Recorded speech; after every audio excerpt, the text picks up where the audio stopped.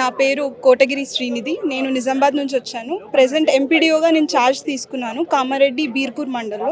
ముందుగా ఆర్యవైశ్య కార్పొరేషన్కి మమ్మల్ని అందరినీ పిలిచి సన్మానించినందుకు ఎంతో ధన్యవాదాలు. గవర్నమెంట్కి కూడా, గవర్నమెంట్ ఆఫ్ తెలంగాణకు కూడా ఎంతో ధన్యవాదాలు జరుపుకుంటున్నాను.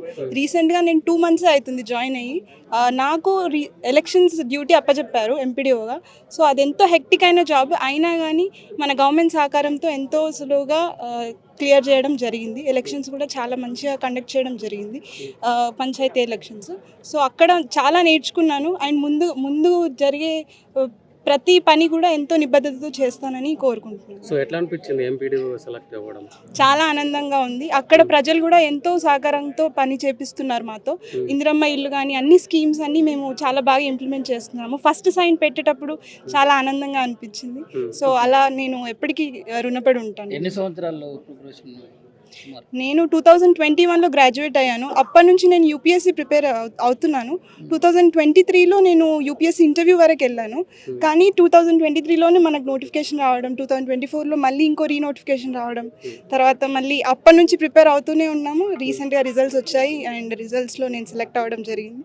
అప్పుడు చాలా హ్యాపీ ఎక్స్పెక్ట్ అనిపించింది. చేసిర్రా నోటిఫికేషన్ వస్తుంది మాకు నియామకాలు పూర్తయితాయి అని చెప్పేసి?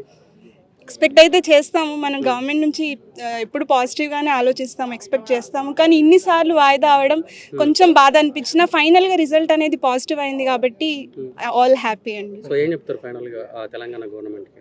తెలంగాణ గవర్నమెంట్కి నేను ఎప్పుడు రుణపడి ఉంటాను. Thank you very much for giving me this opportunity అండి. Thank you. నమస్కారం అండి. నా పేరు ఎక్కల రాజ్యలక్ష్మి, హైదరాబాద్ నుంచి. నేను రీసెంట్గా జరిగిన గ్రూప్ 1 రిక్రూట్మెంట్లో కమర్షియల్ ట్యాక్స్ ఆఫీసర్గా సెలెక్ట్ అయ్యాను. దీంతో పాటు గ్రూప్ 2 కూడా రాశాను నేను. అందులో నాకు ఎక్సైజ్ ఎస్ఐ పోస్ట్ వచ్చింది. నా ప్రిపరేషన్ గ్రూప్ 1 3 years నుంచి అవుతుందండి. 2021లో గ్రాడ్యుయేట్ చేశాను. ఒక 1.5 year కాగ్నిజెంట్లో నేను సాఫ్ట్వేర్ ఇంజనీర్గా పనిచేసి తర్వాత నోటిఫికేషన్ పడింది. అప్పటి నుంచి ప్రిపరేషన్ స్టార్ట్ చేశాను. యూపీఎస్సీ అండ్ గ్రూప్ 1 ప్యారలల్గా చేశాను. So after 3 years of preparation I got commercial tax officer, and I thank everyone for conducting this event and recognizing this young talent so that future generations కూడా వస్తాయి, prepare అవుతాయి, public సర్వీస్లో పాల్గొంటారు and ఇది వాళ్ళకి మంచి మోటివేషన్ ఉంటుంది అని నేను ఆశిస్తున్నాను. గ్రూప్ 1కు ప్రిపేర్ అయ్యడం చాలా కష్టమని కొంతవరకు నెగిటివిటీ టాక్ ఉంటుంది. దాని గురించి ఏం చెప్తారు సార్? కష్టం అంటే కష్టం ఉంటుందండి. ప్రాపర్ సిలబస్ని అనలైజ్ చేసుకొని ప్లానింగ్గా చదువుకుంటూ లక్ ఫ్యాక్టర్ కూడా ఉంటుంది. అన్నీ మనము యూపీఎస్సీ రేంజ్లో చదువుకొని సిలబస్ ఓవర్లాపింగ్ని చూసుకుంటూ ప్రిపేర్ అయితే ఏది కష్టం కాదు. కష్టం కాకపోతే మేము ఇక్కడ ఉండే వాళ్ళమే కాదు. ఆ కష్టాన్ని చూసుకొని దాన్ని బట్టి ప్రిపేర్ అయ్యి మేము ఇక్కడ ఉన్నాము, కష్టపడి చదువుకొని వచ్చాము. సో మీ జర్నీలో మీరు వాటి కష్టాలు ఏంటి అంటే ఇంత దూరం రావడానికి?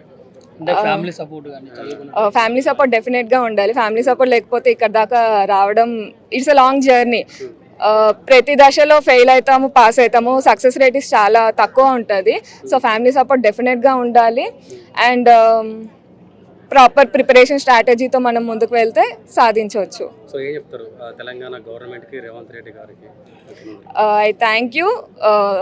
రుణపడి ఉంటాము లైక్ మాకు ఈ ఉద్యోగాలు ఇచ్చినందుకు, మాకు తొందరగా ఛార్జ్ ఇచ్చినందుకు. So I thank Telangana government for conducting this notification. Yeah, group 1 prepare అయ్యే వాళ్ళకి మీ తరపు నుంచి వచ్చేటటువంటి భరోసా ఏంటి, సలహా ఏంటి? ప్రాపర్ స్ట్రాటజైజ్ చేసుకొని సిలబస్ని అనలైజ్ చేసుకొని ప్రాపర్గా ప్రిపేర్ అయితే ఈజీ ఉంటుంది ఈ జర్నీ. ఏదో పైన చదువుకుంటూ పైన రాస్తే అవ్వదు. కొంచెం ఇన్డెప్త్గా నాలెడ్జ్ అనలైజ్ చేసుకుంటూ రాస్తే సక్సెస్ డెఫినెట్గా వస్తుంది. Thank you sir.